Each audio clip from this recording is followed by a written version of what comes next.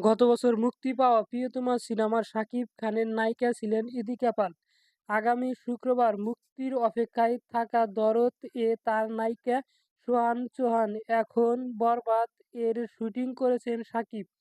এ ছবিতে তার নায়িকা ইদিকা এবার ঢাকায় ছবির অন্যতম শীর্ষ নায়ক শাকিবের সঙ্গে কাজ করতে চান কলকাতার অভিনেত্রী সমিত্রিষা কুন্ডু। গত রবিবার রাতে কলকাতায় এক হোটেলে আয়োজিত অনুষ্ঠানে অন্তত নতুন ১৮টি সিনেমার ঘোষণা দেয় প্রযোজনা সংস্থা এসকে মুভিজ। এই অনুষ্ঠানে শাকিবের সঙ্গে দেখা হয় সৌমিত্র-তৃষার। এরপর থেকেই মুক্তিযুদ্ধে কাটছে না এই অভিনেত্রী। আনন্দবাজার অনলাইনকে সৌমিত্র-তৃষা বলেই এক ঝলকেই তাঁকে চিনতে পেরেছেন শাকিব। বেশ কিছুক্ষণ কথা হয় তাঁদের।